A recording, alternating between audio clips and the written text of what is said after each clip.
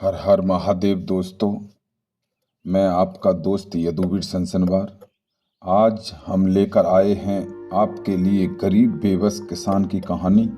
इस आर्टिकल के माध्यम से आज हम आपके साथ साझा कर रहे हैं कि क्या गरीब होना पाप है? क्या गरीब का कोई महत्व नहीं होता? क्या गरीब को इस दुनिया में जीने का अधिकार नहीं है? तो फिर क्यों समाज गरीब को आदमी की ईमानदारी पर शक करता है?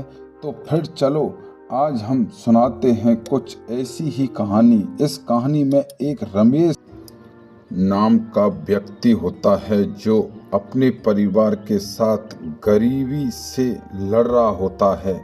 क्या उसकी मदद करने के लिए कोई आगे आएगा या उसे ऐसे ही दुत्कार कर भगा दिया जाएगा?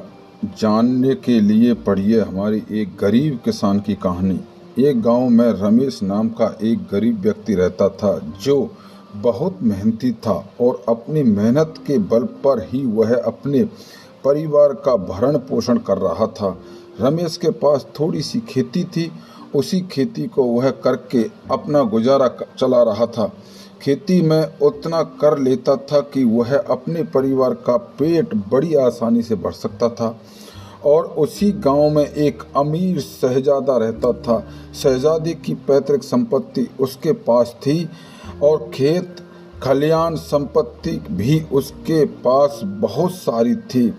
धन दौलत सब कुछ था उसके पास। जितना बड़ा उसका खजाना था उतना ही छोटा उसका दिल था। वह मजदूरों से खूब काम करवाता पर पैसे के नाम पर उन्हें कम पैसे ही देता और साथ में उन्हें जिल्लत ए दुत्कार था। वह बहुत बड़ा कंजूस व्यक्ति था, पर क्या करें, गरीबी के हाल ने मजबूर कर रखा था। आधा गांव उसके खेत खलियान में ही काम करता था। गांव के बचे कुछ लोग रमेश को देखकर बड़े हैरान होते थे कि यह इतनी सी थोड़ी सी जमीन में इतनी अच्छी फसल कैसे कर लेता है। उसी साल गांव में भयंकर तबाही हुई। खूब आंधी तूफान आया और सब कुछ तबाह करके चला गया। उस गांव के हालात इतने बुरे हो चुके थे कि लोगों के पास खाने तक के लिए पैसे नहीं बचे और लोग भूखे मरने लगे। लोगों ने सोचा क्यों ना हम साहूकार से ऐसे समय में मदद मांगें। फिर सारे लोग मिलकर साहूकार के पास गए और उसे मिन्नतें करने लगे। वह साहूकार बहुत ही बड़ा खड़ूस था। उसने सोचा क्यों ना ऐसे समय में अनाज के बदले में इन लोगों की ज़मीन को हड़प लिया जाए। और उसने उनके सामने शर्त रखी कि तुम्हारी मदद तो करूँगा, लेकिन उसके बदले तुम्हारी ज़मीन मुझको देनी होगी। और दुखी किसानों के पास कोई रास्ता नहीं था, इसलिए उन्होंने उसकी शर्त मंजूर कर ली। इस प्रकार हरिया साहूकार ने उन गरीब मजदूरों के साथ बड़ा बुरा किया और कुदरत ने उस साहूकार के साथ इतना बुरा किया कि उसने कभी सोचा नहीं था।